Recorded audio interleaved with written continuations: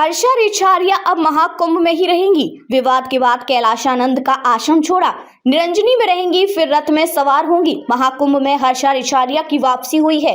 उन्होंने कहा कि मैं अपने घर में ही आई हूँ, मैं अपने महाराज जी के पास आई हूँ, जिनका आशीर्वाद मेरे साथ बना हुआ है, जिनका हाथ मेरे सिर पर है। अगर वह मेरे साथ है तो मुझे और क्या हो सकता है।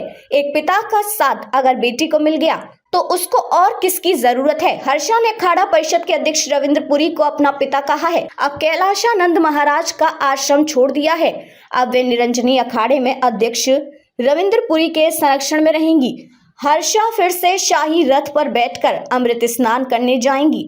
4 जनवरी को महाकुंभ के लिए निरंजनी अखाड़े की पेशवाई निकली थी। उस वक्त भी हर्षा रिछारिया संतों के साथ रथ पर बैठी नजर आई थी। इसके बाद रथ पर बैठने को लेकर कई संतों ने नाराजगी जाहिर की थी। युवाओं का रुख धर्म की तरफ करने आई हूँ। जैसा कि मैंने पहले भी कहा था कि मैं यहाँ पर धर्म को जानने के लिए आई हूँ, मैं धर्म से जुड़ने के लिए आई हूँ, समाज में जागरूकता फैलाने के लिए आई हूँ और युवाओं का रुख धर्म की तरफ करने के लिए आई हूँ। मैं उम्मीद करती हूँ कि जब महाराज जी का आशीर्वाद मेरे सर पर है तो मैं धर्म की तरफ लोगों को ला पाऊंगी।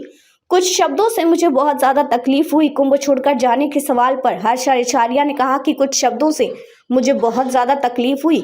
मैं उतनी उम्मीद नहीं कर रही थी कि प्रयागराज जाकर ऐसा कुछ मैं सुनूंगी, लेकिन जब मैंने सुना तो उससे मुझे तकलीफ हुई। कहीं ना कहीं महाराज जी ने मुझे हौसला दिया है, उन्होंने मेरा साथ दिया है। युवाओं के फोन मैसेज के बाद वापसी की। हर्षा ने कहा कि देश के तमाम युवाओं ने मैसेज, कॉल्स और ईमेल्स करके कहा कि अगर आप चली गई तो हम भी धर्म के लिए मुड़ना नहीं चाहेंगे, हम जहां हैं वहीं रहना पसंद करेंगे। इसके बाद मैंने वापसी का मन बदला। इस रास्ते में अगर इतनी चुनौतियां होती हैं तो हम धर्म से दूर ही ठीक हैं। कहीं ना कहीं ये चुनौतियां फेस करते हुए मैं आगे बढ़ूंगी और देश के तमाम युवाओं को जो मेरी तरह भटके हुए हैं धर्म की तरफ जरूर लेकर आऊंगी।